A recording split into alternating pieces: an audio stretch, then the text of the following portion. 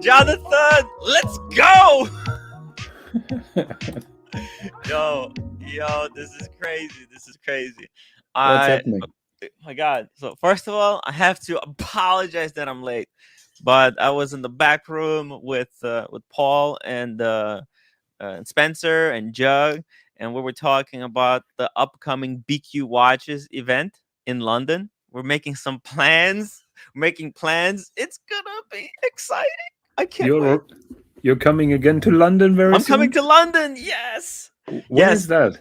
So let me drop the link, guys. If you wanna meet up, go on to this link, BQ Watches. I just dropped the link in the chat. Uh, the tickets are free. You have to fill out the form because they're gonna need to know how many people to prepare for. It's gonna be drinks, food. It's gonna be watches. We're gonna be partying. It's gonna be wild. Friday night we're gonna do we're gonna follow a very similar formula that we did last time with Friday night kind of dinner thing, and then Saturday Sunday it's gonna be full. This time I'm staying for the full 2 days, so it's gonna be really nice. I am going like 2 days early because I want to do a pub crawl kind of a live stream Oh, don't wear a through London. watch Don't wear a on the watch. pub crawl. Explorer 2, or should I bring No, Explorer 1? you should bring a Casio with you. I see the worst happening No, with but the last pub time I crawl. brought the Explorer 2, nobody cared. Yeah, but you didn't really do a pub crawl, didn't you? Right? No, I did not. But Yeah. yeah, I think it's gonna be okay. There's no proper pub crawl without Explorer 2. It's for exploring pubs. All right, let's see here. We got Ben. Who's the competition? I'm not sure. Olympic Oak Trading Company. The competition needs to do a better job of picking show topics. Looking forward to listening to this. Oh yeah. Sorry about the long intro. Which watch? Okay, we'll get to the topic just real quick. Let me wrap up this introduction because we have a special guest joining us to talk a little bit about space travel. Jonathan, are Yep. you? Do No, you have a I'm not speedy? the special guest. You're not the special guest. No, you're not. But how did you see this whole space travel thing? Yes, I've seen William Shatner in Yes. tears, and Yes. When yeah, he upon landing, right? He spoke like, man, he almost broke down. He's seen how insignificant humans are. and how fragile and beautiful our planet is. I think Oh my god. that's basically what everybody says who has been in space and had the Mm, privilege to look down on Mother Earth. my god. He's like, I don't want this to lose this feeling. And actually, we got Cars and Chrono joining us. Hello, Cars. What's up, guys? How are you Hey, doing? Carson Chrono. Good, man. Good. Things are well, man. Welcome. Welcome Yeah, to the live stream. Sorry that I'm a little bit late. I got held up. yeah. No worries, Uh, man. No it worries. When was are a you flying to total space, surprise. Carson Chrono? We're gonna get into that actually. Actually, right. Exactly. Exactly. It's a Yeah, matter of time. it is. It's a matter of Yes. time. Yeah, and I appreciate Tim. So it's funny. So just so you guys are aware, one of the passengers today is a guy named Glenn DeVries. He's actually a good friend of mine. He started also a healthcare tech company. I don't know if folks are aware. That's the industry I come from. He started up this company called Metadata. We've known each other for probably close to the past decade. And yeah, he went up today, and I'm a little bit bummed and kind of jealous that he actually got to ride with Shatner because I am queued up as well to grab a Blue Origin flight. But yeah, I mean, how cool is that? So I reached out to Tim. I thought, wouldn't this be a pretty cool topic just to kind of talk about maybe within the context of watches? Yeah, this whole notion around space because I think there's some really interesting tidbits that I got gleaned from today's launch as well. So. Now, is your friend a wristwatch enthusiast? Oh my God, you think I'm a wristwatch enthusiast? So This guy, yeah, did you ask him? Did you ask him which watch did he wear a watch? Because I saw there was a woman and she was wearing a Speedy. yeah. Do they let you wear any watch, or you have to wear a Yeah, Speedy? I think you are allowed to wear a watch. I haven't honestly. I've texted him today. I haven't heard back from him. As soon as I get the skinny, I'll let you guys know. But yeah, I'm sure he's really tied up with a whole bunch of Ooh. stuff today. Yeah, Yeah, he probably does not. I mean, he went into space. He probably doesn't think about which watch he was wearing. He got an opportunity to see the abyss. The Yeah, abyss. but knowing Glenn, I mean, he's such Mm. a huge watch enthusiast. I'm sure he put a lot of thought into the piece as well that he would go up Mm. with. So please interview him and no soft cock questions, please. I think you guys know me, but the thing about Glenn as well, I mean, he is like one of the most gracious, nicest guys. Yeah, at least in my personal orbit, and yeah, I would love to get his perspective because I don't know if you guys saw some of the footage. Blue Origin, they're starting to put out some of the footage while they were hovering in space, and oh my God, I hear if you look at some of the chatter from this morning's launch, there's obviously going to be the Muppet Show and the gallery, always harping on it. But for the few minutes that are up there, but wow, it's pretty mind blowing. There's this concept called the overview effect. I don't know if you guys are familiar with this. It's basically a shift in how humans view the planet and their reality once they go up into space. And this was first realized back when the astronauts launched. Mm-hmm. And it just gives you a complete different frame of reality once you're up there. And I'm just, what I want to ask him is, he's only up there for a few minutes. Did he have that similar kind of, perception shift being up there? Because apparently it just gives you, like, we all deal with such petty stuff down here. Yeah. I wonder how kind of mind blowing, that could be up there. Yeah. And you just leave a couple of miles away and your perspective totally changed. Yeah. It's interesting. The folks that are up on the ISS, apparently, because they're up there so long, when they first are up there, it's mind blowing. But as you get comfortable and you're in that environment, a lot of it has to do with people come back to Earth and trying to figure out, given this small blue globe that we all live on with this very thin atmosphere, how fragile it is, right? And sometimes when people have this overview effect, they come back wanting to change and do something, for humanity, if you will, versus their personal goals. Yeah. Oof. Pretty mind blowing, but a lot of stuff you had to cover in the next.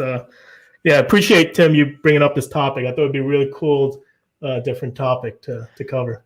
Hey, it was it's a very interesting topic. Like, oh my God, I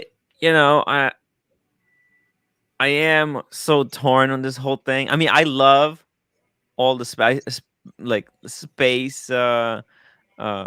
Obviously, I love my Star Trek, the Star Wars, but we're always like, we have this romantic view of space, but I think seeing Shatner being so broken, like he was making these movies about outer space for such a long time, and seeing him so broken, so crying, made me think, like, man, it's more Lovecraftian than it's that dystopian vision as well, right? Because I think Shatner, I was reading some of the quotes, like he saw like the darkness, right? And he was wondering if that's what it feels like up there. I mean, for the few minutes, and he saw this blackness of space, and it kind of the ideas of death. Now, granted, he's a little bit of an older gentleman, right? So that could also perhaps shape a perspective. But yeah, I thought that was a little bit fascinating. And this guy we know is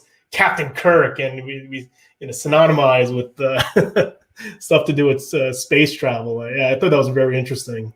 He's been around, and the whole idea to get him there, was he like invited? Did Bezos I think Bezos paid, yes. Yeah. Really? So wow. So the other lady, she was she's the VP of operations, I believe. Like, she's flight ops, and the other two are private. Glenn is obviously private, and they paid their So Carson Chrono, do you know if Shatner applied or if he was approached to do that trip?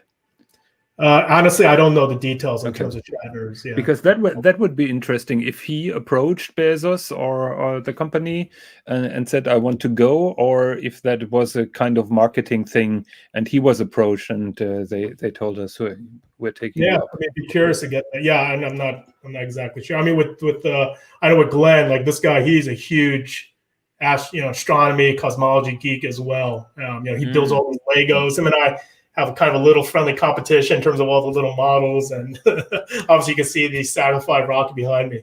But yeah, he was definitely a private. He paid his own boat going up there. Yeah, but it seems to be a common comment along almost everybody who has been up there and had the privilege to look down on the Earth.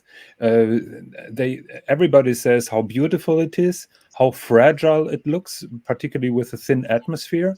And I think Shatner has a point, because you look on that little planet and around it's only dark.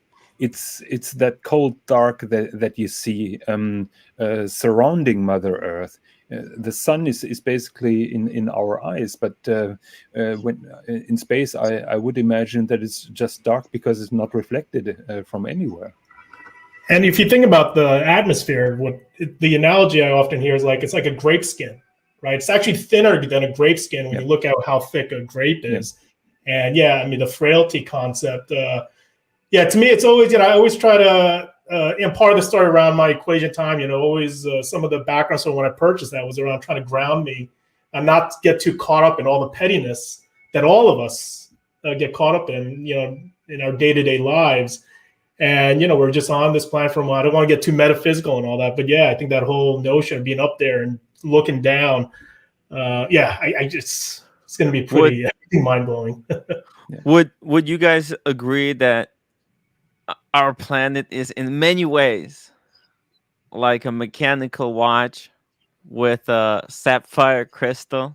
The looks, it's a complex mechanism, and it's ticking away, but at any time something can go wrong, and the whole thing can just blow up. I mean, life was not possible for the longest time on Earth, and being up there kind of gives you a little bit of seeing a wristwatch with that sapphire crystal ticking away does remind me a little bit of maybe I would say the Earth is probably a little bit more complicated than a little more.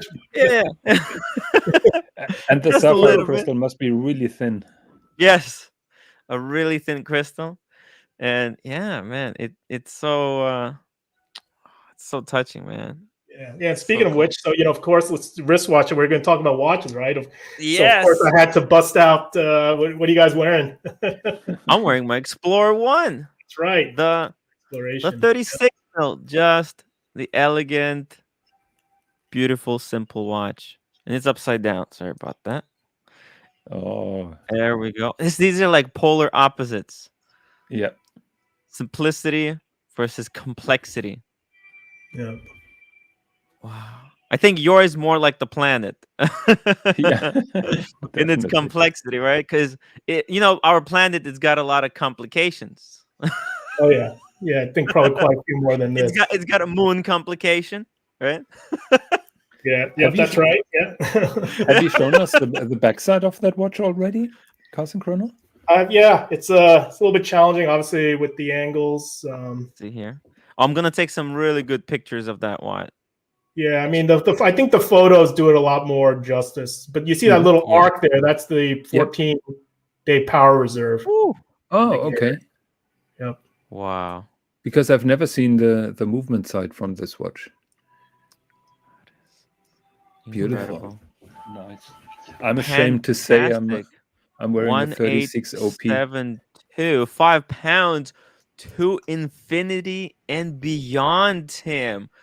Thank you so much for that super chat, man. Yes. To the infinity and beyond. Wow. So I know from the first launch, that Bezos one, I think they made like custom Amigas, right? Was my recollection. They actually had a custom Blue Origin pieces made to commemorate it. So I'm not sure if they did something similar for this time around. I think IWC did some Blue Origin stuff.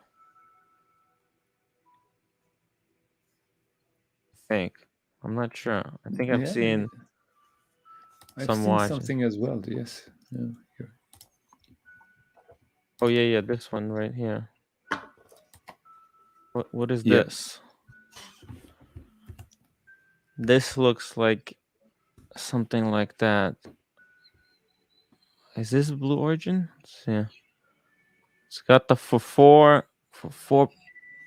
astronauts, and they're funding St. Jude's Children's Research Hospital. So this is a little bit different, but that is something very interesting. That is for ISS people, isn't it? Actually, let me see here, because I opened it on the wrong website. This is uncreated. What is this? We need our good websites like Monochrome. Here we go. So this was for Inspiration 4, all civilian mission to orbit. Yeah, those are all civilians, and they spent a couple of days in orbit. Yes. Yeah. This is different. It's different. Interesting. But what were you talking about? Like Omega. I think the Blue Origin. So when Bezos went up there, right? He went up there in July. They came up with some custom Omega pieces for that flight. I wouldn't be surprised. So I wouldn't be surprised if those watches are gonna be auctioned sometime soon. But maybe Omega has to be working on partnership with the Blue Origin. I dropped the link in the private chat. Let's see here.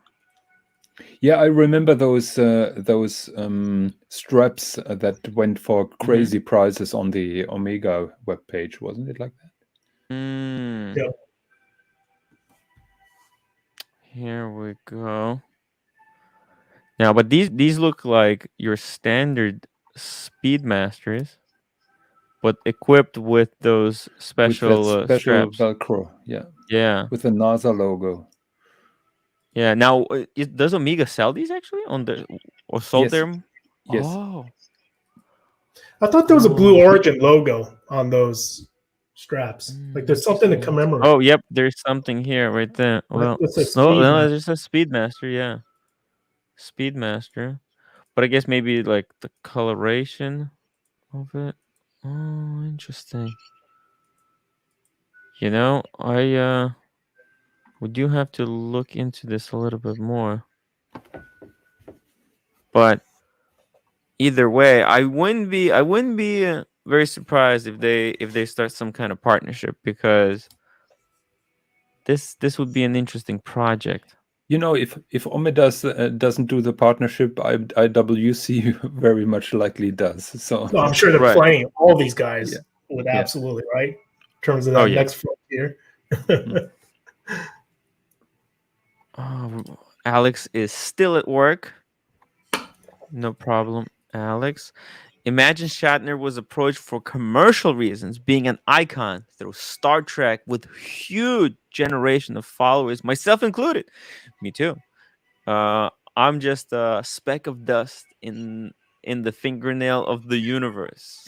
I mean, you got to think about, right? So I think it's really clever on Jeff Bezos' side. Yeah, absolutely. And, I mean, you think about, first of all, how Shatner is like 9 years old. The fact he can go up there, that is mind blowing. Safely, and have his mind. I couldn't believe it. Whether it's positive or negative, depending on how you view his commentary. But then you'll think about all these other folks who may be a little bit hesitant to be going up there. I mean, it could open up definitely a different demographic of folks. Now, my understanding is like there's a queue of hundreds of folks that are looking to get up there, at least even only with Blue Origin. I mean, and he's Captain Kirk, right? At the end of the day. Yeah. I think So I think Shatner really wanted to be there, because when you're 90 years old and you're not really wanting to do that, no matter how much money they pay you, you're not going to do that.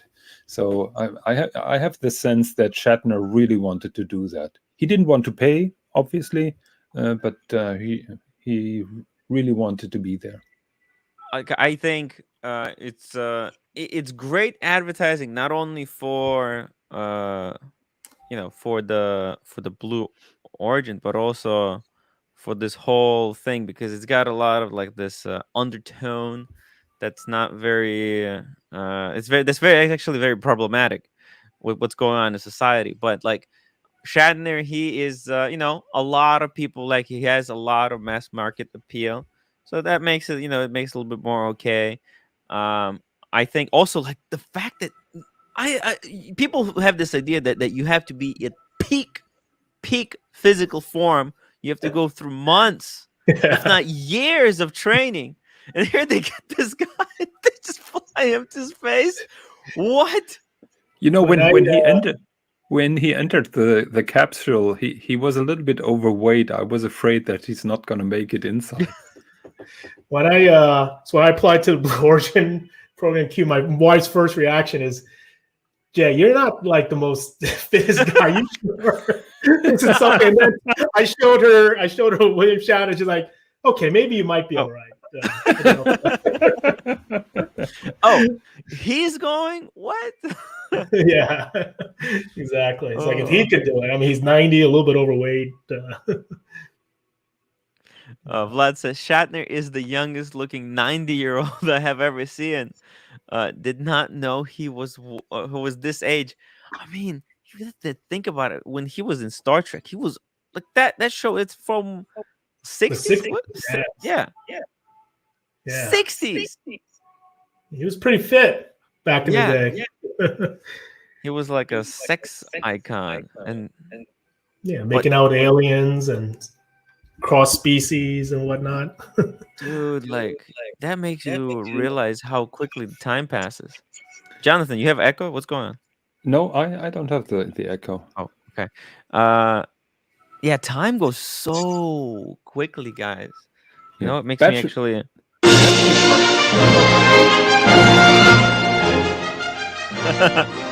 That's from the motion Ah, picture. You got to do the original series, man, the the 60s version. original. That's from Oh the motion yeah, picture.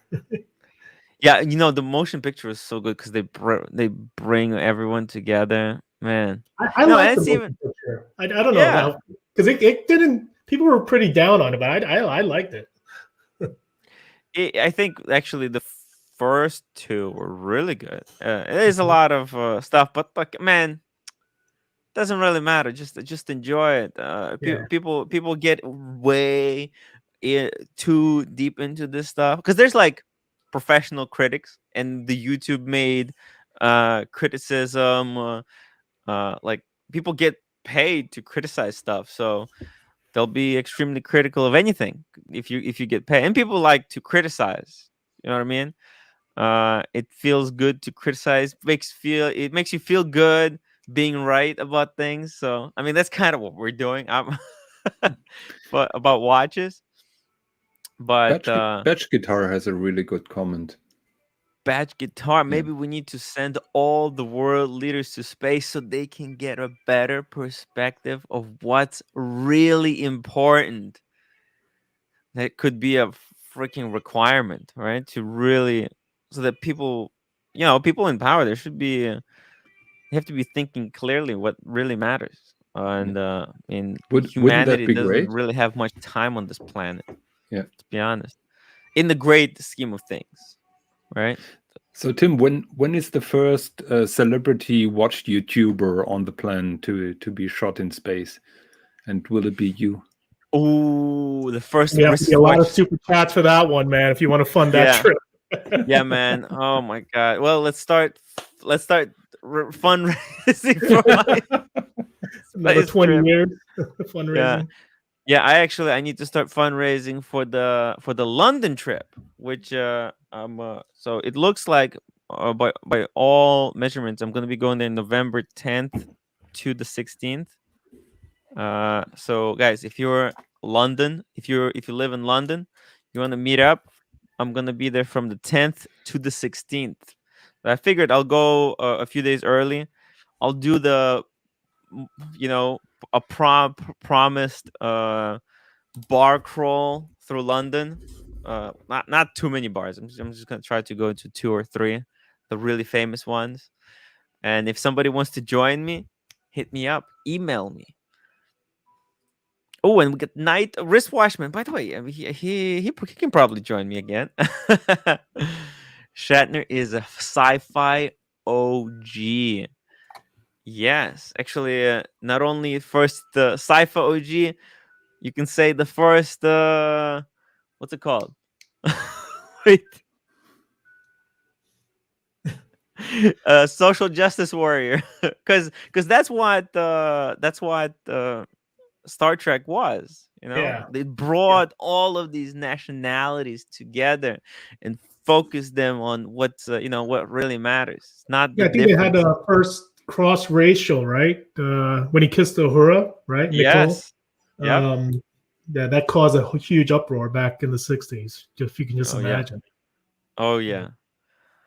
Oh yeah. That's what started it all. So if you guys if you guys are upset about this whole social justice thing that's happening right now, well, that's the kiss that started it all. DC will be the best two movies of the original cast were 2 and 6. The Wrath of Khan. Khan.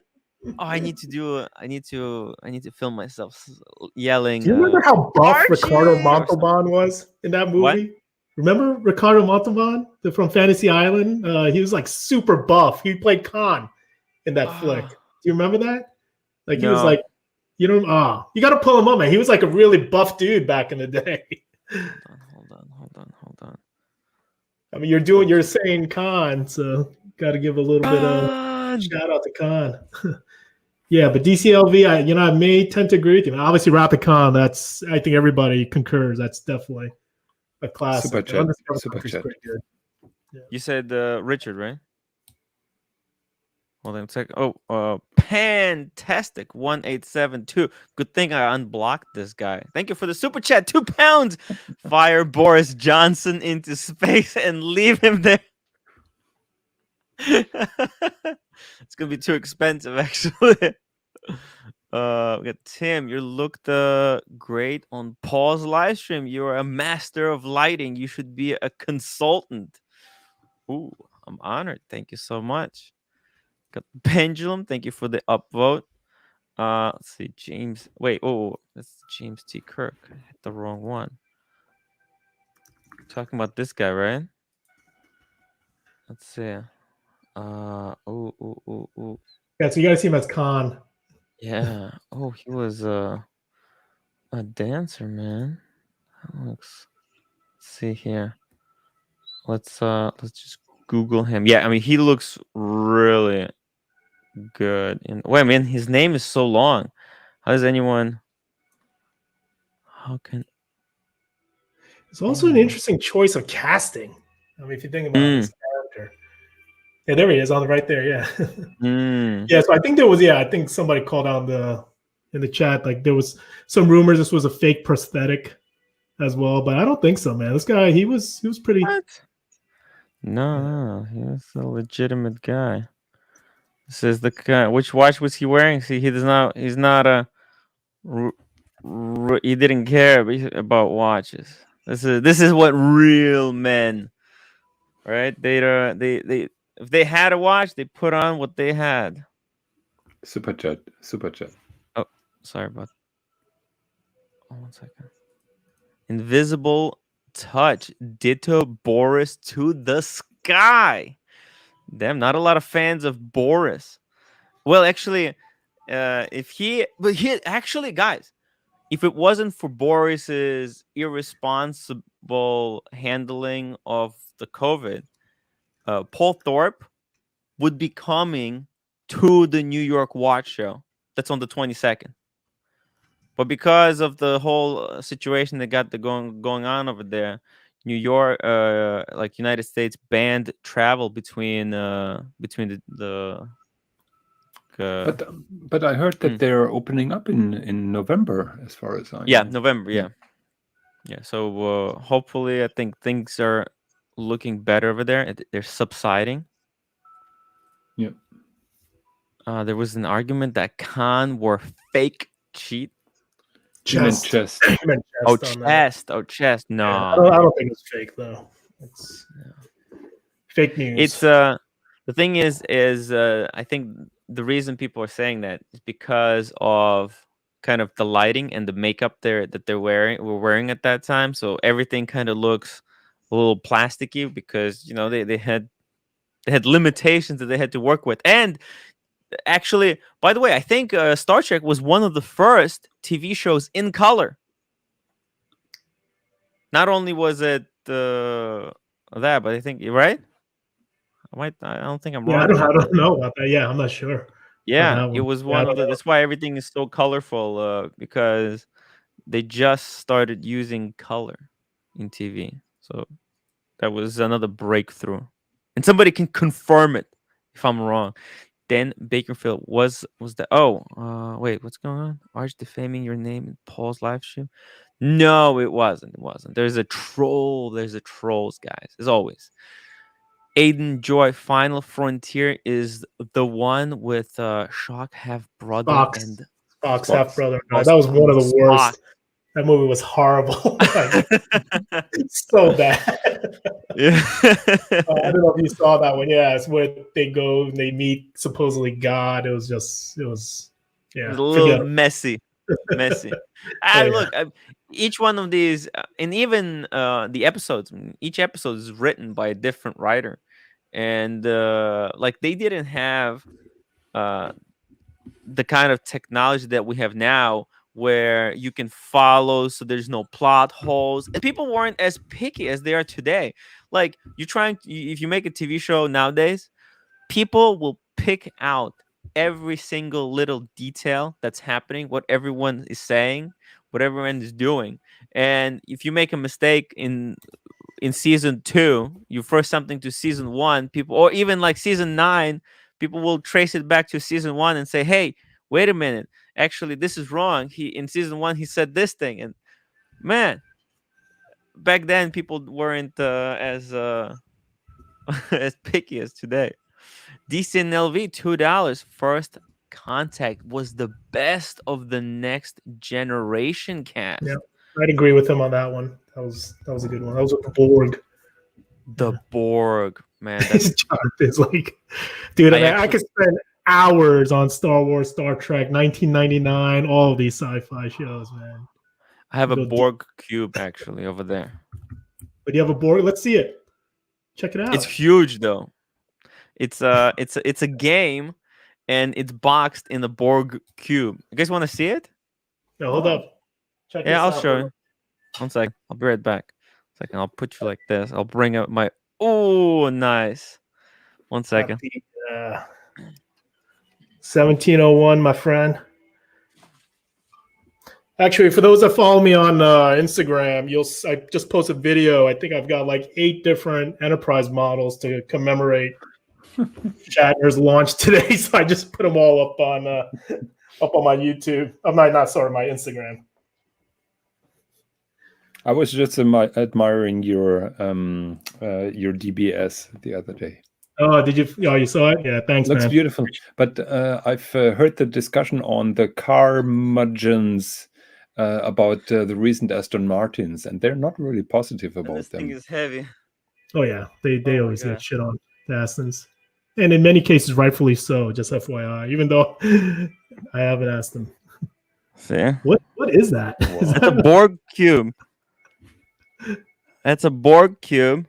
And what it is, it's actually it's a board game. Sorry, it's a board game.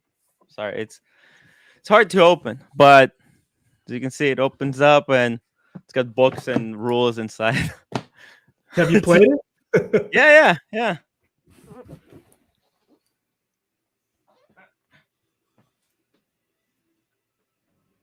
That's a whole weekend of nerding out, sit around and play adventure. It's like a Dungeons and Dragons, but a Star Wars interpretation. Sorry, Star Trek of an interpretation of it.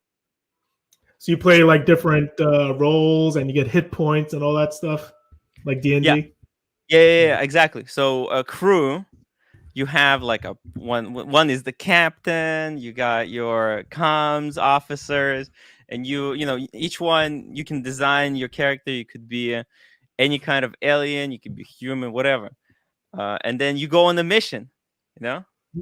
So who's really, the dungeon master? Is that Q? I play the dungeon master. And but is there a role of like Q maybe as the dungeon master, or? Oh, so the dungeon master controls all the NPCs, like the non-player characters. So I would play all other characters. So a Q could be one of the characters. Did you play Dungeons and Dragons growing up? Did you? Oh yeah. Oh yeah. Man, my wife gives me so much grief. I mean, she picks on me every time she hears that I used to play D&D back in middle school. She's like, "Oh, I "You're such a dork, man, you nerd." I love D&D. Actually, a new D&D book came out, so I purchased it. I didn't have a chance to read it yet. Oh, which Super one? Chat. Super Chat. It's a brand new adventure, The Wild Beyond Witchlight. So this this adventure takes place in Feywild. Very interesting. It's like fairies. It has to do with like fairyland. So do you still play? I mean, do you have a group of folks that you get dressed up and? Well, I mean, COVID kind of ruined it all, but I'm freaking ready. When people are ready to play, I'm ready. Oh, we got the Wizard, $10 for the ramen fund. Thank you, Wizard. I still didn't get the freaking sriracha. I have to go. I have to get the sriracha tomorrow. I can't live without sriracha in the house. Hey, Wizard, just while you're on, dude, by the way, I was up in my place up in SF, and I couldn't locate that bottle you sent over, so I'm not sure what's going on. If you have the original shipping receipt or whatnot, it'd be great if you could send it over. Just not up there as often because of COVID and whatnot. Sorry, man. Badge Guitar, you should live stream you and the crew playing the game. I give 5 minutes before Ace 3 would explode. Vlad, haha. I have a Q autograph action figure, the one with the large robe. He was a Russian conversation many years ago. Well, he was at a Russian convention. Whoa. This is something I didn't think about, whether there are many Russian fans of Star Trek in Russia or even Ukraine. Because in Ukraine, I didn't know anything about Star Trek. Kickoff, man. Are you kidding? They probably what are you talking about, man? Well, I know. But the reason they put him in there is because of the Cold War, and they were trying to calm the relationships down. But it's a great point. It's a great point. There's gotta be Russian people who are nerding out on Star Trek. There's just not as many. But when I came to the United States, I went full on into Star Trek. Hello, Wizard. Hello, gentlemen. Hey, guy. How are you doing, Wizard? What's going on? Jade, to answer your question, I already reached out to Fruitbot, so I'm asking them to trace it because I told them it's not there. So yeah, sorry about that, man. I just haven't been up. It's not your fault. Yeah. Here we go. Invisible Touch, 5 pounds. Yes, Star Trek was lovely and amazing in color in 1968 when I was 10. It was state of the art. It was like seeing 3D probably for the first time. What watch would you wear if 90%, 99% passed acceptable? What does that mean? What does that mean? Talking about which watch would you maybe wear in the capsules to go to space if you could just basically wear anything? I don't know. That's my guess. So, Man on the Moon. Would you? I think don't you like have to but level it up. I think all the Star Trekkies and people Would I have to? Equation of time? Oh no, Oh, you would wear the Ed White. Dark Side of the Moon. Amiga. The Ed White, right? One of the Amiga. Yeah. Damn. Maybe the Snoopy. I think you guys know what I would have to wear, but what do you guys think? You're Any Explorer. guesses? The Explorer too? Explorer 2. The Polar. That's what he would wear. Yeah, that's what I'm guessing you would wear. I think I would wear the Cosmograph, guys. Come on, get on. Oh, the Daytona, but it's not a Cosmograph anymore, really. I mean, Wait, I think it still says Cosmograph on the. I was just offered a Panda from one of my dealers. How much? How much?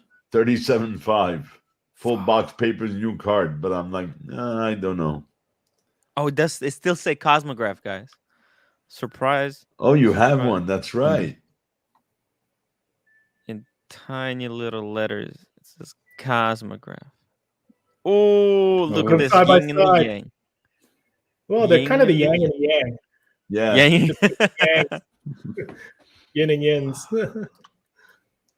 Damn. Actually, I remember when the whole COVID thing collapsed.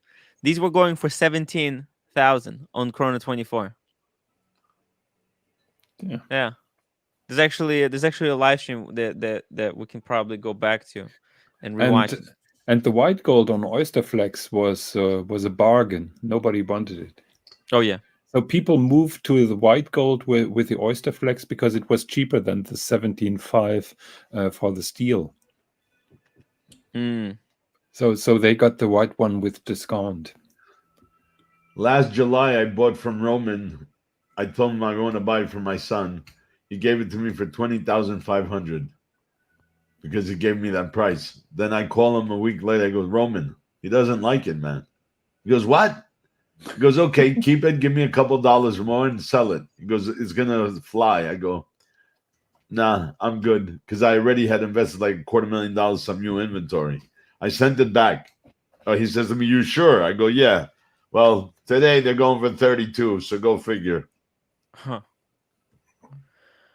Karl Marx, who wants to see James Bond? Jane By the way, Bond. Jane Jane Bond. Bond. Oh, James. We have a Not me. discussion. We have a discussion who will be the next Bond while you guys are geeking out about Star Trek. If a guy's not gonna be James Bond, a black guy, a white guy, Asian guy, no problem. But if it's gonna be a woman, I give up on the but it has been already announced by the producer that it's not going to be a woman. Oh, thank goodness. My wife. Watch Wizard. I'll tell you right now, man. So I saw the movie last night, and no spoilers. No spoilers. Yeah, no spoilers. There's no spoilers. But my wife say thumbs up or thumbs down because everybody's been telling me thumbs down so far. It's mixed. I'll just say it's mixed. I enjoyed it, but all I was gonna say, my wife, we were talking about this whole Jane Bond, and she's like, "No, Jane." Even my wife's like, "James Bond is a dude, right?" Smart lady. God bless. There's no way she would get on board with a James. There you Bond. Go. That's a different. Even the women are against it. Yeah, I mean, at least my woman. A James Bond friend of mine put it really well. He said, giving James Bond to a woman would be like redoing Lassie with a German Shepherd. Oh, there you go. Yeah, it's not. Or doing Rin Tin Tin with Scottish. What is it? The Scottish. What was Lassie? Scottish Mountain Dog or whatever. Yeah. Collie. Scottish Collie. Yeah, agree. I mean, listen. By the way, I have two daughters. I'm not a misogynist by any stretch. No, of course not. Of course not. We're not. We're not. I mean, get another character that's female. That's a completely different character. You don't have to take like doing Charlie's Angels with guys. And they did. They did in No Time to Die. I think it was the 18 one. A little different though. Yeah, basically, in No Time to Die, Bond is surrounded by 3 strong women. Yeah. Oh yeah, in this one, yeah. It was mind blowing. Yeah, mind blowing. Actually, like I usually I watch James Bond with like a hint of kind of skepticism because it's not a movie that you should be taking seriously, right? It's fun. It's supposed to be kind of fun and not serious. but like this last one, I was actually very surprised at the kind of the character development that they had. I was rooting for people. I was like, "What? This is good. I want to see. I want to see more. I want to see more of these women because man, they were doing a good job." Yeah. Anyway, no spoilers. Let's not talk too No much about spoilers. Yeah, I think yeah. I accidentally said a little bit too much I think last you time did I was already. talking about this because like I thought people already seen this stuff. Wait, Tim, So you saw the movie already? yeah. I Where, was in super Korea? depressed, so I went out to see it. Oh, And yesterday. no, a day before that. Is that when you were chugging those beers? No, that was I was depressed for a couple of days. That was yesterday. yeah. I think actually that my depression was cured. So, but yeah, I didn't live stream when I went to see James Bond. I only had a little teaser that I was in the theater. I filmed the introduction, the No Time to Die, and I put it on my Instagram. So if you guys are following me on the Instagram, you get to see what the hell I'm doing. If you want to stalk me or something. Invisible Touch, SKX. Guys, if you're watching the show, enjoying it, please hit the upvote button. Luca, already did. €2. I go for my Z Blue Milk House. Oh, that's a great watch to take to the moon. I like it. Z Blue, anti-magnetic. I don't think He's a Seahawks fan. Cars and Chrono. I think actually, like you should take the equation of time. No way, that's not gonna last up there, too. The G forces would probably wreck the internal. The service cost, but it will be the only equation of time that was in the outer space. It's going to be super collectible. Because I'm going to be close to the sun, so everything will already be course corrected. There's not going to have to be some formula. Imagine a wristwatch shot from space. Do like equation of time. That's what my wife said. She said the only reason why you want to go up is to get an Instagram post. That's it. Exactly. Cousin Chrono, if the spine of a 90-year-old can survive the shocks, your watch can certainly cope with it. I don't know, man. Nature is pretty powerful versus human machinations. But maybe. Yeah, but this definitely would not be my choice to take up there for sure. Juan Kerr has a question for the Watch Wizard. Do you have to calculate the curvature of the Earth when building large footprint buildings, tunnels, and bridges? I would say yes. I'm not a tunnel and bridge nor a building engineer. I let engineers do that. I just do the vanilla box and then the materials that go on the outside, the type of roof, the type of what else? I know the interiors. So that's all done by engineers. I mean, I've taken engineering courses within architecture, but I leave that to the real experts. And tunnels and bridges, very specific engineers. A regular engineer cannot do that. Well, I think that's something that no, I think they do have to calculate for really big stuff. They definitely. Well, yeah, tunnels and bridges, and plus a building that's over 4 stories. You need a true structural engineer. So. Yeah. Because when you build stuff up, it gets really. The average confusing. engineer, even a structural one, a regular structural one, can only do about 4 to 6 stories tops. I mean, if they're talking skyscrapers, it's a total different scenario. You have to take so many things into consideration, like winds, like movement, seismic, snow load, wind load. There's a million and one things you have to consider. Because also, if you think about it, building walls that are straight on the really tall buildings, you can't just put like a ruler down on the thing, because as you go out, the further out, the walls are just gonna kind of go. You know what I mean? Don't forget the seismic is what makes it move, right? Like the Empire State Building. So there's always sway. There's always movement, right? So it is a bitch of a problem. Building tall things. Now you're not talking regular concrete. You're talking about siliconized acrylic concrete. You're talking about 6,800 or higher PSIs, which has to be specially ordered from a special quarry. So there's a lot to be considered about a huge building, guys. By the way, this is actually really funny. I don't want to break bad news for anyone in the chat, but just want to say that yes, yesterday I was reading that Superman is It's bisexual. bisexual. It's in the new comic book. Okay, yeah. So you can, I guess Higgins now has something to talk to GMT about. but I'm technically I'm not surprised because he's like an alien. What the hell does he care? He shouldn't have any kind of preconceived notion of what Do the you know hell how he many likes. Superman fans like GMT are all against it right now? I don't know. I mean, listen, I don't know. No It's comment so from funny. me. No comment. No comment. By the way, Red Shovel, are you coming to the BQ Watches show? Because I'm gonna be there. So let's do some. I need a partner in crime. Take some days off. Call me. We got. Wait. So Vlad was saying that he liked Dune more than James Bond, but Dune didn't come out yet. Unless Did he come out? got it through 22nd. 1337X and he downloaded it. Oh, It Because came, that's Unless- the came out hacker's here. code, right? I mean, is there a different release schedule overseas? Yes. Yes, it's Yeah. already in the cinemas here. oh, that's Yeah, overseas, everybody saw the Bond movie before the North America did because October 8th was the release here.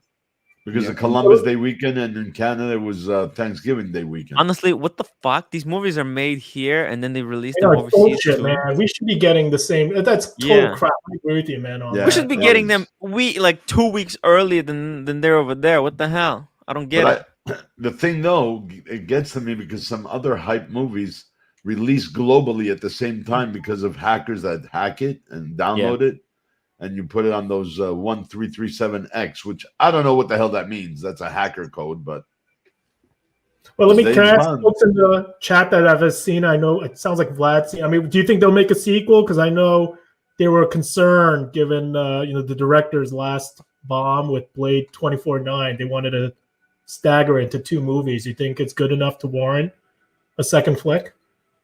And no spoilers, although I know the script, but no spoilers on the movie, please. Are you talking about Dune? Yeah, Dune. Yeah, I'm talking about Dune. Isn't this the second one already? No, I think it's the ground up. Dune was out in the 80s, guys. I saw it. Oh. I remember. Cars and Chrono. Dude, you know what I saw yesterday? An ad for Foundation. You know, it's on on Apple TV. Yeah, it's been streaming for a few weeks What? now. I Yeah, didn't know about this. streaming, dude. You got to check I it have out. to get Apple TV now. No. It's not bad, man. If you're into Asimov and Foundation series, it's not bad. But yeah, to your point, Wizard. Yeah, I think Dune. They're splitting it up into 1 and 2, like first part, second part, because Dennis Villeneuve, he screwed up. Well, he didn't screw it up. I didn't mind Blade, but it didn't make Blade Runner. Sorry, it didn't make as much. Blade Runner. Yeah, so they're splitting up Dune into 2 parts. Yeah. Well, you're really into the science, right? So you love that. We all know that. But I saw the original Dune in '84, and it was like ahead of its time. I haven't seen the new one yet to compare, but I like the original Blade Runner versus the newer one. Oh yeah! Oh my God, the original Blade Runner is like probably one of my top 3. Oh yeah, me too. Of all time. Oh my God, Ridley Scott. I mean, he was genius. Like, awesome. I mean, it's amazing. Oh yeah, yep. I love the Blade Runner. I actually didn't mind the new one. I thought it was the atmosphere was really good. They captured a little bit. Like, obviously, they can never recreate the original, but I thought they did good enough job. But what I'm reading here, Vlad says Dune was released on September 16th here in Russia. That is straight up wrong. That There's is like so many things wrong about that. Oh yeah. Sorry, that's crap, man. That we're waiting until. Hey, by the way, you see doing a Dune party, a Dune showing party? Remember we were planning. Yeah. We have to figure out. I'm gonna do an off-air kind of meeting, members only. It's gonna be members exclusive, guys. If you want to be in, sorry. Yeah, guys, if you want to be on a members viewing party, you have to be in the WhatsApp group. It's gonna be only the link is gonna be sent to people in the WhatsApp group. So if you become a member, it's $10 per month. You can just join for this month, and a few other exclusive people who are not on the WhatsApp are gonna get the link, and we're gonna have a party. We're gonna watch Dune together. It has to be done through like other means that so that we don't get shut down. Because Wizard was trying to play a movie. It wasn't Glengarry, even me. Somebody else, I think Barge put it on in that 2 He minutes. got clapped. Yeah, got slapped in the head. YouTube shut that down real quick. But that's what I understand. It was on YouTube. So how are you infringing on any copyrights? I I don't don't know. know. It is some people are allowed to do it, other people are don't. Oh, Tim, I had a major argument with those fuckers at Razer. I Really? told them, listen, I sent you a copy of a screenshot of my receipt and a screenshot of where it shows that it's defective and you cannot upgrade the firmware. Yeah. They started giving me a hard time. I said, listen, very simple. I'm up. Listen, I want to escalate the call, have a supervisor call me. Uh-huh. No, but the supervisor was, it's very simple. I'm asking it to be escalated. Well, we can't do anything. Yeah, okay, I'll tell you what. Tell your fucking supervisor it's going back. Fuck you and your Razor shit. And that's it. I got to return. I called Amazon, and they even tried a little technique. It's past 30 days. It's 31 days. I go, I've been on the phone with these idiots 2 weeks. Right. I'm not taking a $50 hit because you want it. It's not the $50. I'm a Prime member. You know what? Cancel my fucking membership. I hung up. 10 minutes later, I get a supervisor from Amazon call me. Don't worry. We want you. Here's a free year Prime. There's no deduction, nothing restocking fee. That's it. And it's nice. I even got the label right now. So tomorrow it's going out UPS.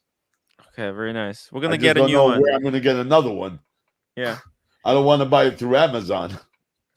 Yeah, that's really weird. I don't know. I think, man, the way you guys approach these returns is just very. I did exactly what Ari did, and he got a new one. Well, the thing is, Ari is very soft spoken. Yeah, I'm not. People trust him. Yeah, I can't. I trust my American Express and my Prime. That's it. Oh my god. Yeah, but guys, if you're interested in the private viewing of Dune, and you want to geek out, let me know. Let me know and become a member. Yeah. So. Space, the final. By the way, like I think space movies, especially, have been getting really a lot better lately. Like I really like the Star Trek because the thing is they had this concept that was almost impossible to do, so they had to make sure that the writing was good, and then then they worked within their means to make the special effects and stuff. But I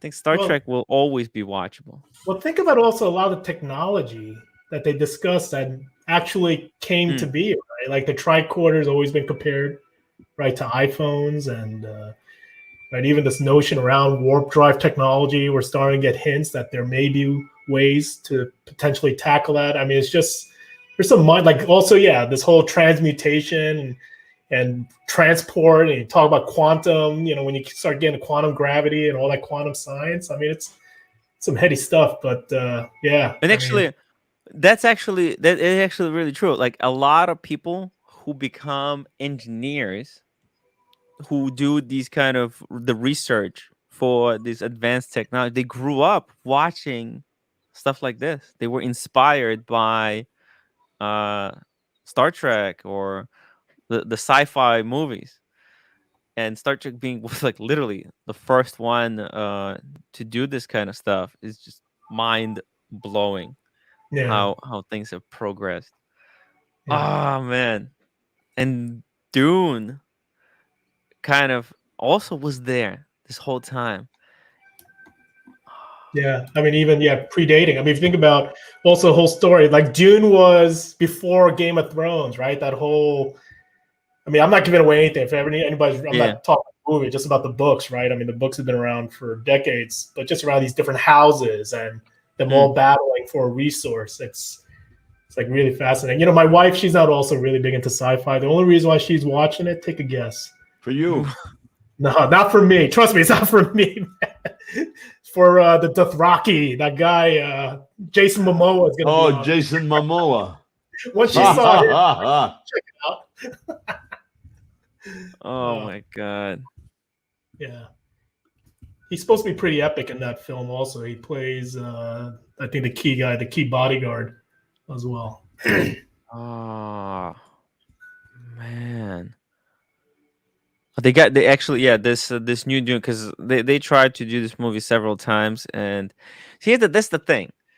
Like a lot of these space movies, they failed on they relied too much on special effects, and when you rely on special effects first and not on the script first, then you're kind of bound to fail. You have to focus on the script, and the movies who stand the test of time have really proven themselves to be, changing the literally society. Yeah, agreed. Script is always key, right? I mean, that's the It's number Yeah, one. the It's all about the screenwriters writing. have to keep you enveloped in the film and drawn in, right? So It's all about the script, guys. The drama. Little 79s watched first Star Wars earlier this year. Still amazed how they made it around 50 years ago. Yeah, and within the limitations. It's because they were restrained. It's like the restraints that they had really made them work hard on the script. The newer ones, man, how did they mess up? Like every single Star Wars movie, the new movie was just like getting worse and worse, and it's because there were no guardrails. They were like unlimited money. They took the director. They said, "Here's unlimited money, make whatever you want," and the guy without any limitations just went out and man, it's just made a disaster. Hey Tim, I check out the private chat. So there's this. Do you guys ever hear of this Dune version that was supposed to come out by Jodorowsky? It was like this really mind-blowing take that this guy wanted to do, but the budgets just went so out of whack that Hollywood passed on it. And they actually did a documentary on this. It was like the Dune, like the greatest film that was never made. Because Dune, notoriously, it's just been very hard to interpret. Yeah. The story and the narrative. So this guy, Jodorowsky, he actually set out to do something which was supposed to be really epic. If folk, I mean, there's a documentary. If you have a chance, check it out. It's pretty cool. Oh, definitely. Can we drop the link to this article in the chat? Maybe if you just open it up on Inverse. And I'll open it here. And on the bottom of the page on Inverse, it shows that guy. What's his name? Data. Oh yeah, Brent Spiner. That's right, from Star Trek. Brent Spiner, I think. Brent Spiner. That's right. Yeah. I gotta save this and read this later. Why Jodorowsky Dune would have been a bad for sci-fi movies. Whoa. Yeah, there he is, Frank Herbert. I don't even know this cover. I've never seen this one. Yeah, the movie was never made, but like if you look at kind of the storyboards and the vision, there's a controversial take as well on the flick. There he is. Yeah. Brent Spiner. I think that's a different article. Wait, where is the second? Oh, this is a different article. It's a different article. So they tried. Okay. Yeah. Where can we see the storyboard? Yeah. Look at the spaceship. It looks so funky. It's something that looks like it was designed by me. That would have been great on edibles, man. If they absolutely. Like the wanted wall. Pink Floyd to do the music. Orson Welles was gonna play the Baron. Yeah. Whoa, Orson Welles was still alive. Yeah, they wanted Pink Floyd. Salvador Dali was over the 100 grand Yeah. an hour to play the emperor. Oh my goodness. That Jeez. kind of reminds me like Marlon Brando. Remember, he played Superman's father Yes. in the 78. He was paid like $1 million. Jarrell, Yeah. that's right. Yeah, Jarrell. Yeah, he was ridiculous amount of money for those few minutes. And most relatively, the version would have strayed from the Herbert novels significantly. The ending of Jodorowsky Dune was would have featured a sentient version of the planet of Arrakis. Jodorowsky, one of your boys, Timmy. Chris Foss concept art for Dune. Wow. That is truly funky, but I love it. Damn, Yeah. it is different. It is different. It's got that different take. You know, each movie got their own feel. Like Star Wars, Star Trek, they're so different. You cannot confuse the two. Their own like design language. I know It's like, Jonathan saw it this morning on my stream, but you guys ever hear of Orkos? Orkos? No, I'm not familiar. The new made in Switzerland, the cheapest is 1,250 euros, and the most expensive, I think, is 4,000 or 5,000 euros. What does this guy say? Tourbillon in space, how would it behave? Right, that's that's actually a good question. Well, there's no gravity in space, so you don't need a tourbillon in space. Yeah, but the tourbillon doesn't need gravity to work. So but I think it would be effective. It's supposed to counteract the effects of gravity. Yes, of gravity. Right. It's even more useless in space, I guess, is the point, since you don't even have gravity. That's actually an interesting test to make. Take 2 watches with you and test them. Yeah, take an Aventi. Yeah. Take a watch with a tourbillon, one without. Aventi. We have somebody that I think a big fan of Aventi in the community.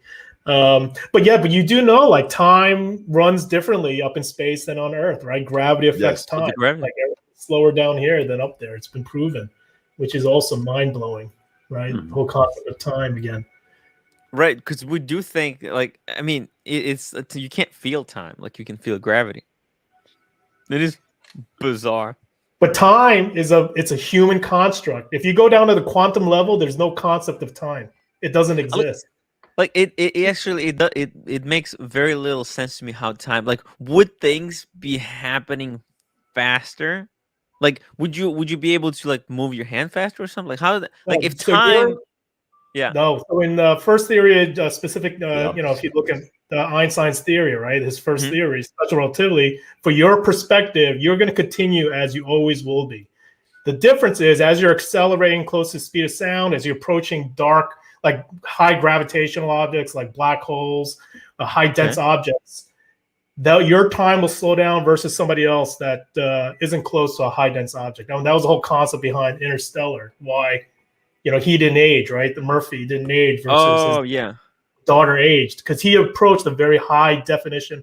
I think it was a white dwarf star or a galaxy, gargantuan black hole. So his time slowed versus hers, and hers accelerated. And that has actually been proven. If you actually did approach a black hole, that is exactly what happened. That's how mind-blowing, like, universe is. I mean, it's just so wonky. Right. I heard, like, they needed some, like, extreme supercomputers to render the black hole in the Interstellar. Like, it is mathematically correct. They spent, like, modeling, the 3D version, right? Are you talking about the black hole or the worm? You're talking about the wormhole. Wormhole. Yeah, the wormhole. Like you think of it as like a hole, but it's a 3D circle. They 3D. Like that thing, the black hole. I think they were like, it took them to render it. I think it took them like 1 day per frame or something like that. Oh, really? Well, it was some insane number. It was like, what the hell? Yeah, that's how accurate they were trying to make it. What always amazes me are meteorites, when you keep in mind that those come from outer space and basically have lived longer than any life on Earth. I was Yeah, always a lot of them come from what's known as the Oort cloud. So it's this cloud that envelops the solar system, and they get shot out of this cloud, and they go travel millions and millions of miles to ultimately hit the Earth. Yeah, I mean it's just a lot of zany stuff. and years. Don't they travel millions of years as well? Well, depending if it's coming out of the solar system, but a lot of the meteors that hit the Earth are supposedly coming from this cloud of basically enveloping the entire solar system. If you look at the solar system, and there's almost like a globe that envelops it, which all these little rocks and asteroids that basically get pulled out because of the sun's gravity and then pulled into the hyperbolic orbit to hit Earth. Yeah. You know, people are picking up stones from the moon, and we can get meteorites basically free of charge, or more or less free of charge on Earth. Isn't it great? Like I think, man, when you know what, Omega should put some of that actual moon dust into the moon watches. You think about that. Use actual moon rock.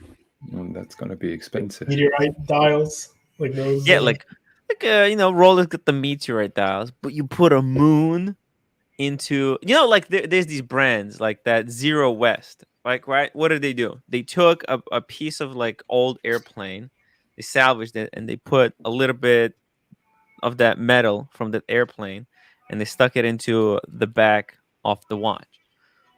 Well, wouldn't be actually kind of cool to put like particles from the moon? You know how they the new Speedy moon watch, it's got that like surface of the moon on the back.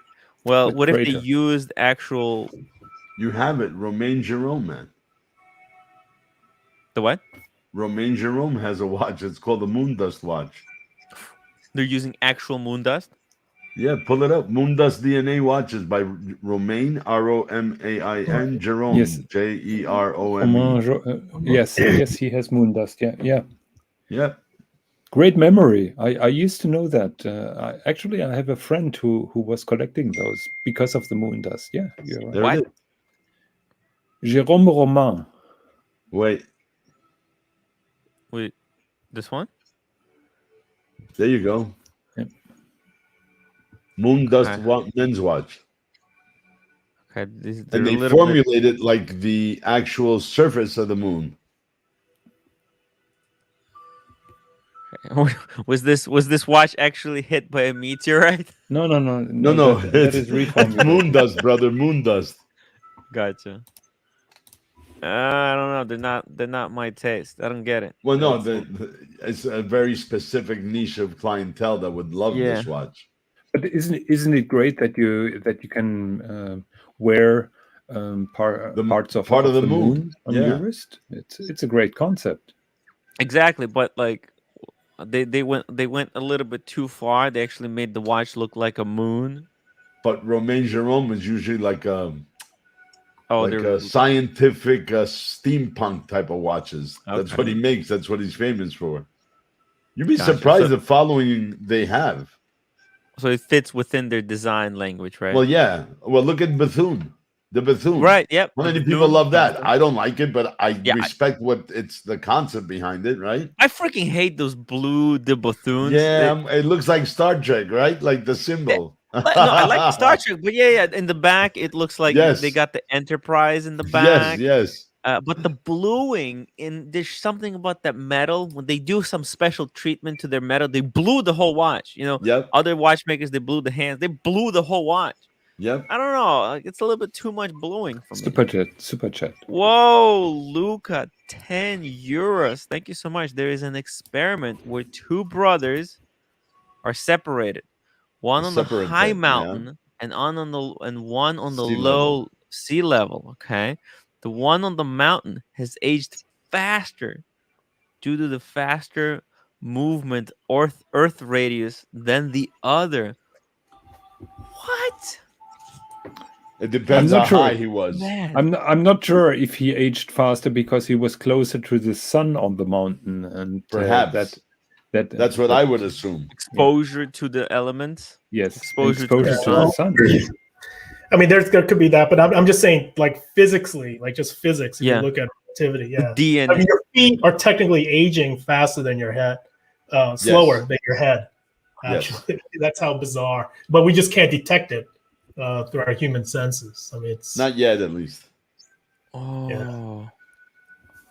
Well, I think there's some measurements. Obviously, like the guys who did the research, I would like to actually read the paper, the research paper that was done, because I think that, like, if people were to research something like this, right, and then put out this information, they probably took this stuff into the account.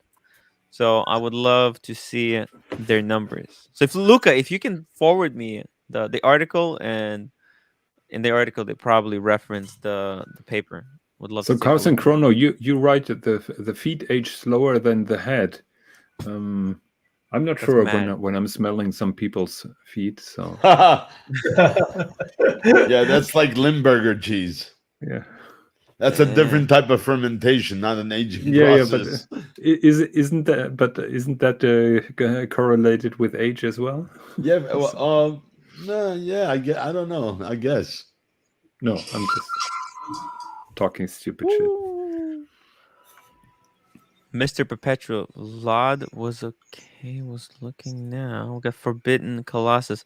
Seiko had a line of Navitimer looking watches with space shuttle title embedded on the dial. Interesting. No Rolex, no sex. You should look into where the gold comes from.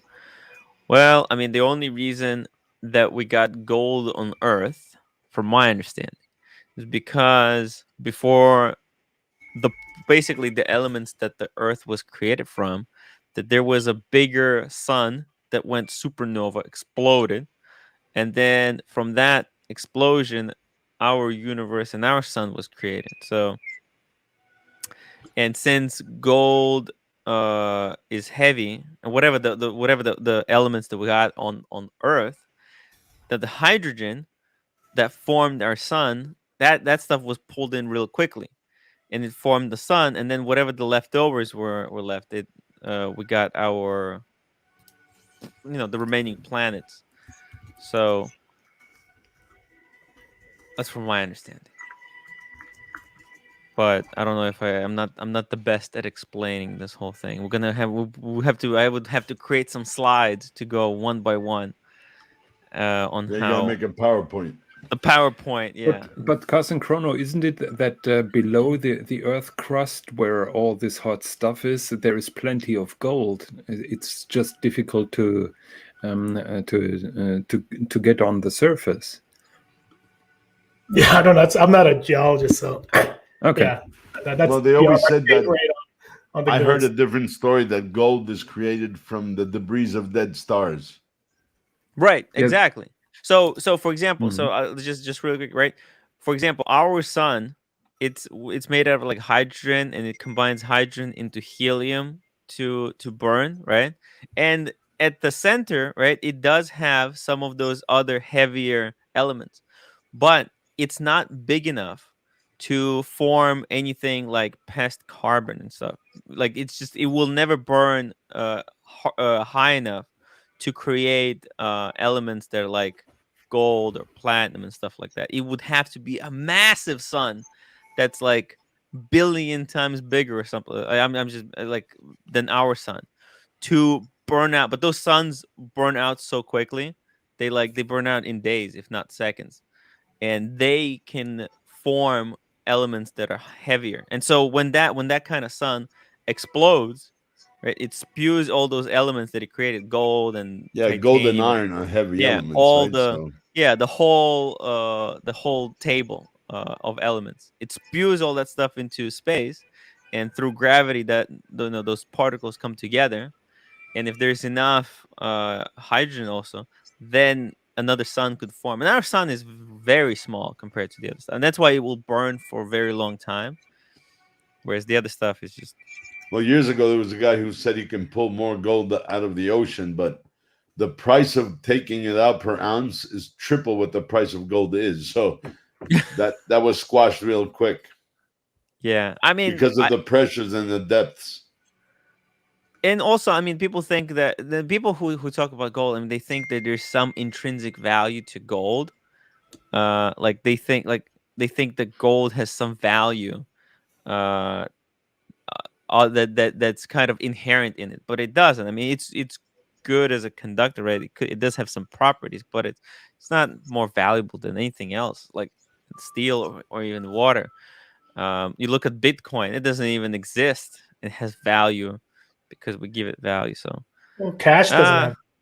Now that this Yeah. currency, these are all human constructs. So yeah, exactly. it Value. used to be It's backed by gold, which is also no value, right? It's all what you exactly perceive. Value. all value is perceived by how much people want it. Like a lot of people don't realize that. So like there's I had this conversation with my stepfather, and he just went completely ballistic. It was so triggered because he actually thinks that gold has some value. I don't know, it's bizarre. I mean, oh man, But it talking does to in today's day and age, though. what? Today's day and age, gold is valuable. I mean, Yeah, It but is trades for valuable. 1,800 only bucks an ounce, because let's say. yeah, but only because in my opinion there is a common understanding that it has a certain value. Because Yes. if you trade it for US dollar and US dollar, and it's so like I told him basically like, well, the reason gold was valuable in like the Middle Ages, right? It wasn't so valuable because it had value. It was because a king put his stamp on it, and he said, "I'm gonna, you're gonna use this to pay taxes." And so it was valuable not because it was gold, but it was because king wanted it as taxes. So people were Just trying to get it. just keep Uh, in mind how valuable salt was and pepper. Well, right? yeah. Yeah. How about It cocoa? was How the about reason they were tulips? using gold is because it was easy to mint, and it was it was like their version of anti-fraud system, just like our US dollar has all these things to prevent fraud, like so people can't, so that normal people can't like duplicate it, right? That's all it was, but it is it's really funny. Almost got into a fight because of the disagreement. And that's when he fired you? No, that was No. last year. Okay. It was the year before. It was, that firing was long coming. It was the kind of conversations like that got me in trouble with him. That was the final catalyst, if you will.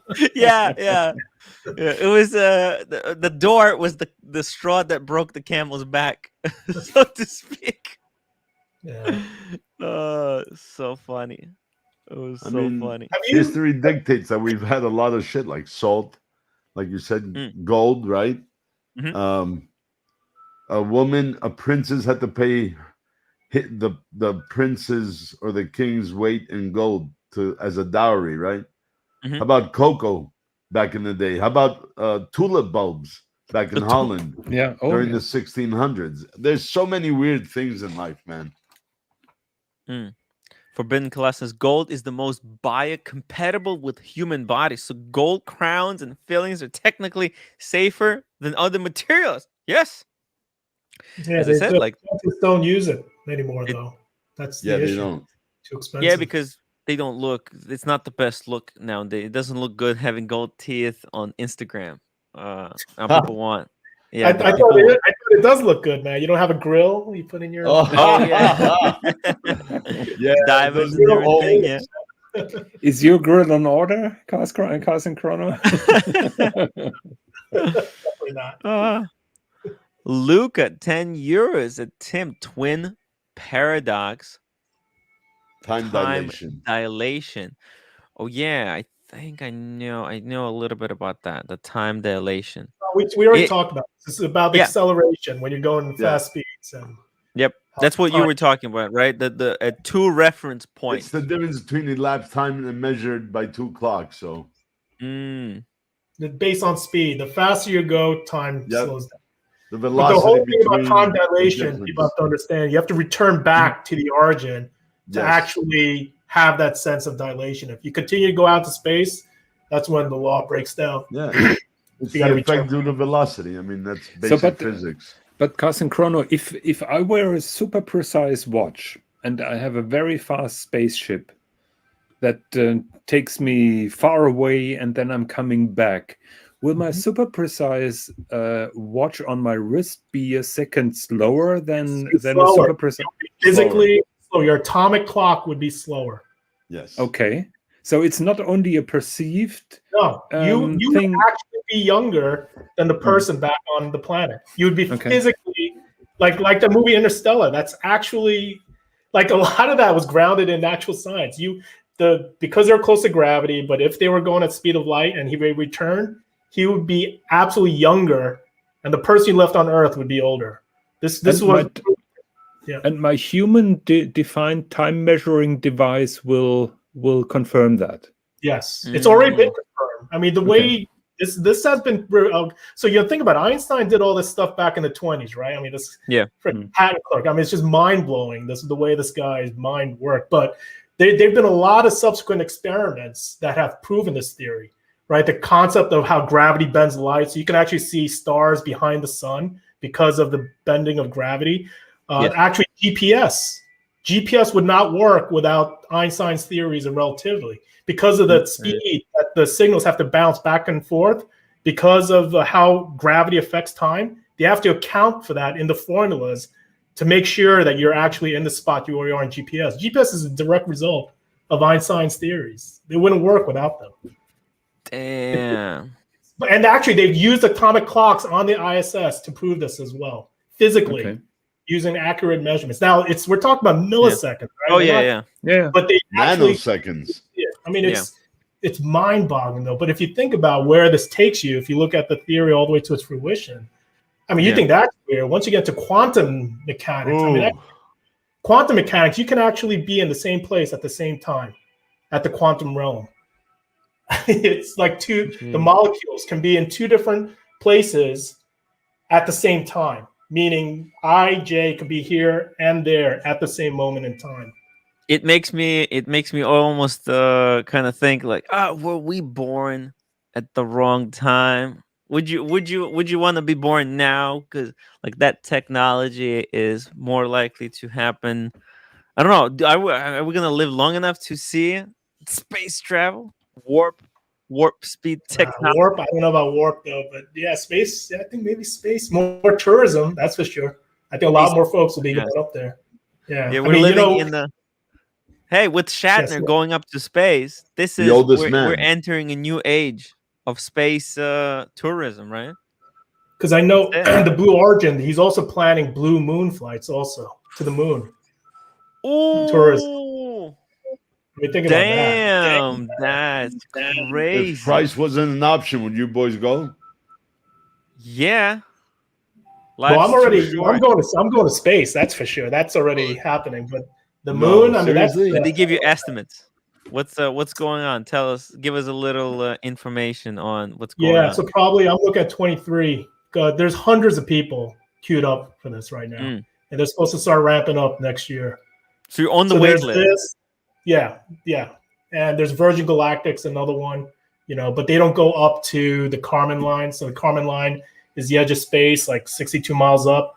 I think, and this is like all bragging rights now, right? I mean, technically they went to space, but the Virgin Galactic, I think they only go 50 miles, but it's not technically considered the edge of space.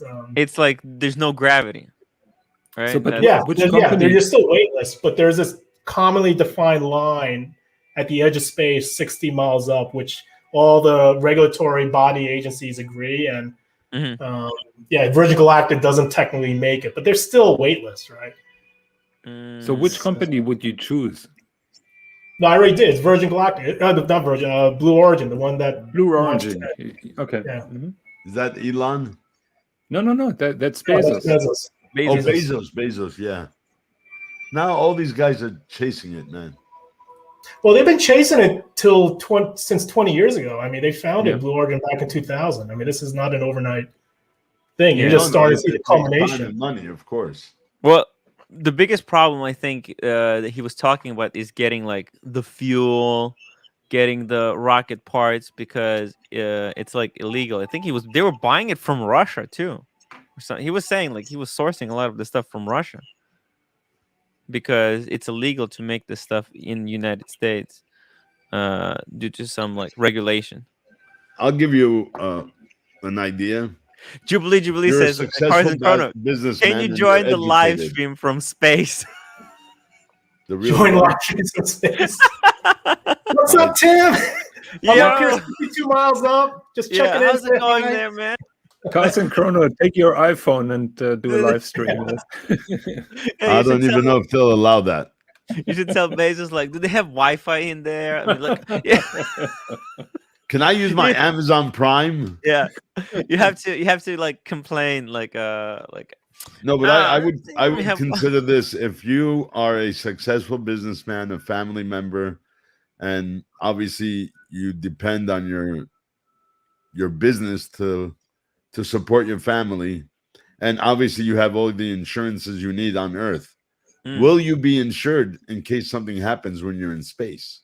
Is there special insurance you need to get or permission from your insurance underwriter to allow you? It's like one of those things. The way I look at it is, I actually asked.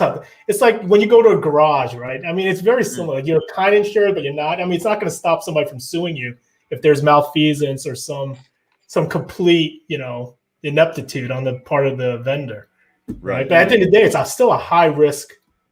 Oh, definitely. I mean, there aren't that been many people up there. You can imagine. I mean, sure you got to sign a disclaimer too. Yeah. And I mean, it's you probably have to sign the thing, the link waiver. to sign. If you die, we're not responsible, blah blah blah. But that's why Bezos was one of the first people to fly, to show that it's kind of safe, right? Yeah, I would make sure your affairs are in order, though, if you're ever definitely like that, right? I mean, I do feel. Yeah, I think there was a comment earlier in this thread today, right? I mean, it's a little bit morbid, but you got to imagine, like with anything that's commercialized, there's going to be accidents, right? I mean, it's just, I think, and I think it's inevitable, right? So what is your wife thinking about your plans? Oh, she just said, listen, since you're doing this is what I get. I'm not interested in flying. As that. It was nothing else. Tell them, honey, I love you, but the kids come first. She'll love you even more then. But you have to listen. You're a family man, a successful businessman. You have to think of these things. It's not morbid. I'm with you 110%. When I got cancer and I came to Canada, first thing I did is I bought a fucking plot. And I paid all my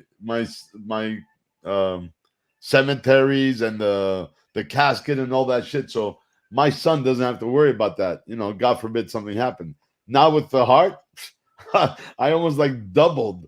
I asked my insurance agent, can I double my over $1 million, let's say, to go to 2? He goes, after your heart attack? Yeah. How about you want to pay? You're going to pay about that much just to be covered for the next 5 years. So I was like, okay, we'll leave it where it is. But it makes you think about your offspring, right? Your kids. They come first in my son, just like your daughters and all that. So I don't know. It's not morbid. I don't think of it as morbid once you face certain medical and certain health issues. We're a little bit older, wizards. So I think we have a different, maybe even Jonathan as well, perspective on this. So I 100% get it. Hey, can you bring up one comment from Pavel about spending money while people starve? Because this is a really interesting topic. So I completely get this. Very early on as well. And just kind of all kidding aside with my wife, we had discussions around this. And here's all I'll say. I mean, you can make that argument for spending on anything when you get to a certain class, even if you're middle class, like even a watch, right? So to me, while I understand, I get told every day. I mean, you could do what you can on this planet. Like, people don't know what other people do for charity. Right. I mean, I think we're all doing what we can. And listen, I'm not sure if it was a serious comment at all, but I think it is a serious conversation, because I remember when I was watching the takeoff, there was a lot of folks making similar sort of chatter. And I do think, it's what you can do in your situation, right? If somebody wants to within your capacity. No, you're right. And look, Pavel is wearing a $35,000 watch making this comment. You have to look at that too, yacht right? master. I don't know. That's how I look. But he brings up a good point, right? I don't want to. He brings up an absolute good point. But like, if I spent $5,000 on a watch, I could have given that to just charity. You can just say that about anything, right? Do I need to, buy a car? Can I just go Uber? I can donate the other money. So I think everybody has to make their own personal judgments. I do think there is the peanut gallery that does tend to hop on. And to me, usually I'm asking, well, what have you done? Like, what is it you're contributing and giving up to help folks? I completely believe in charity, by the way, 100%. It's definitely not. He's not wearing a Timex and giving the other $34,980 to charity. Yeah, I actually For 6 years, I run a non-profit that cost me about 30 grand Canadian, so 25 US a year to help the less fortunate, the kid, high risk and troubled youth. But I help a lot, but there's those that help fail. the less fortunate here on the okay. Look, here's the thing. I mainly said because Tim is a socialist. Exactly. And here, look, I'll answer this, guys. I don't think I don't believe in charities. It is in my opinion. Well, let's look at the blue shirt Buddha whole situation, right? What happened to him? Like that $10,000 that we helped raise. It's not going to do anything. New York. I mean, there's a reason why Wizard left New York is because United States healthcare system is broken. It is absolutely broken. A lot of people, and it's just a matter of time when anyone, a most wealthy person in United States, can get sick and they will lose all the money because of just the way our healthcare is set up. So I think the charity it's a temporary fix for one person, but at the end of the day, I think it's a matter of our system. It's a that's why I'm a socialist. I mean, we're not living in you look at other countries that fix these things. Like you can look in Canada, right? Wizard, how's the healthcare system up in Canada? Second to none and envied by all. There you go. I mean, that's what we need. I mean, that actually makes change in not just in one person's life. Like, we tried to help Blue Shirt Buddha yesterday, but that changes the society and how our relationship to each other. I mean, people don't have to worry about they can focus like there is a comment, communism has never worked in, universal health care has nothing to do with communism. Right. I mean, just look. We're not talking about communism. We're talking about healthcare, and we're comparing Canadian healthcare to United States healthcare. There's nothing to do with communism. I don't mean, John C. It has to. Well, I mean, and also, I don't know about that. What do you mean by communism? Did communism lift Soviet Union from like poverty? You can argue that it did. I mean, look, it's a complex discussion that's not real. Well, you know what? It is interesting. It is interesting. But if you guys want to talk to me about this, let's do it on my political channel. Social services compared to Canada, and that's because of healthcare. But there are other drawbacks to here as well. I mean, if I hear stories from my uncle, and I mean, he was a 32-year veteran cop. He retired as a lieutenant. He goes, we used to have our teeth taken care of, our feet, our eyeglasses, and now it's not like that anymore. The common citizen is allowed to have a free eye exam every 2 years. If you have diabetes, every year. So, but if you need glasses, if you're on welfare only or what's called ODSP, Ontario Disability Support Program, you're going to pick a pair of glasses. Only certain optometrists will serve you up to $150, lenses and frames. So you can imagine what you're getting. But again, in the States in late 2007, when I was diagnosed, they wanted $280,000. I used to pay $1,000 a month for my son and I to be insured with Aetna, wrap around everything. I mean, I had great insurance. And they said of the $280,000 that Sloan Kettering Memorial wanted, I was only covered for about 58 grand. I came to Canada. My initial, repatriatism, I went to Quebec. So I had to put out some money the first 6 months until I got established residency. So it cost me 8,000 Canadian. When I moved to Ontario, my lawyer and my accountant here said, no, you know what? We're going to do the blah, blah, blah. Anyway, I got back almost $5.5 grand. So instead of 280,000, it cost me like $2,500 to go through everything. So my heart attack and quadruple bypass. That would have been Yeah. at least a 300,000-400,000 there. Here, Yeah. it cost me nothing. Exactly. Nothing. Exactly. Because it's not the Hey, in New York, I know somebody just like a couple of months ago. They took an ambulance ride. ooh, $1,800.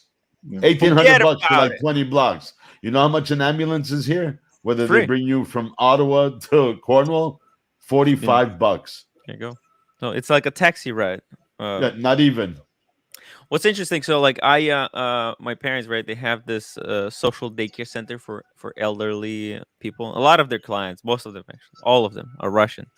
And look, I mean, lot of them speak highly of the communist regime. Even like it's not so much the work that they complain about, it's the gulags. And the gulags have nothing to do Nothing to do with that. right, because in the United States we have the same problems. You know, with the prison regime. Prison It's the systems, same. It's the yes. same. I mean, United States has most people behind behind bars than like next 7 countries combined. The problems are very similar, and politics, they're so divided right now. People are not looking at the good and the bad. There's this idea that if you're not like praising your country, then you're disloyal, you're a traitor. And at the same time, those people criticize like Biden and stuff, and it's like, what the you can't praise the system and then criticize at the same time. And when other people are criticizing, you blame them for. You have to look at all these things rationally and historically in the historical context.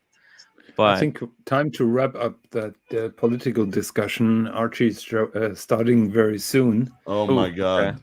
Thanks for the gotta warning. yeah. We gotta share our time. It's socialism here, not a right. We have to share So share Tim, are you time. hopping on his show pretty regularly now? I mean, what's the No, I plan? mean, I just hopped on because we were both we tried to do the good thing, right? Tried to Hmm. raise money for Blue Shirt Buddha, and we both got freaking blamed for doing it. Like people were like coming after me, stressed. I was so depressed after that because people went after us, like blaming. Did Like, you watch it? oh, No, wait. Did you watch it? No. So shut the fuck up. Well, like people came after us that I wasn't doing enough, that I didn't No, do it Tim, I don't think properly. you and the AC3, the Ponte, we got blamed for doing it. I think what the whole thing, because I heard left, right, center, and then I got, I guess, from the horse's mouth, is that everybody was asked to do a stream together. So, like a multi level stream at the same time, which would have brought viewers from When everybody's channels. But, some people like you didn't see it, Arch didn't see it. So, I'm not blaming it's you or him at all because you guys try to do something very endearing. And I respect you No guys for good doing deed that. goes unpunished, my friend. You know no that. good That's deed right. goes That's right. unpunished, It man. That's doesn't. That's right. the I'm telling Carson thing. you. said it exactly. He hit the That's nail on the head.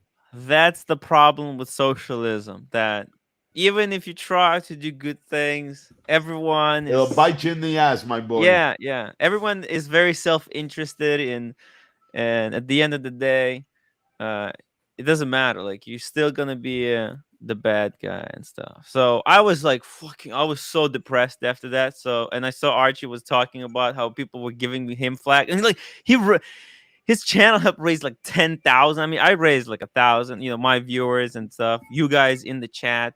It's all because of you that we helped raise $1,000, and then Archie raised, and it's just like, what the hell? I was like, people blaming him as well. What the hell is wrong with these guys? Yeah, it's listen again. It's the peanut gallery and the Muppets. You know why I call them Muppets? You know what Muppets A are, right? Muppet. They got nothing between their ears, right? They only come on when you're all watching the show. They have no mind of their own. It's just, Yeah. it's life is too short. The spinning wheels. It's unfortunate you've had to feel stressed about trying to help Dude, somebody like, out, but I you was know. so freaking depressed. That's why I was like, fuck all this. I went to see James Bond, and then yesterday I was just like, I was, oh my God, I'm losing hair, man. I was losing the beautiful hair that Super chat. pays Super for chat. all for the lights. DCNLV, $2. All Yeah. armchair quarterbacks. Yeah, keyboard warriors. There's a Brady. lot of yeah. Yo, that's so funny. Guys, thank you so much for joining me on this live stream. Thank you, Carson Kroner, for coming on, talking a little bit about space travel. Anytime. Yeah, and sci-fi. Sorry for geeking out a little bit too much. I know we're way too geeky for most people, but this was fun. Jonathan, thank you. And the Wizard, guys. Thank you. There's Oh, there we no go. time Equation to of die. time. Wear your good watches, and I'll see you. I'll see you actually on the. Let's go play the video game. Let's go play some Resident Evil.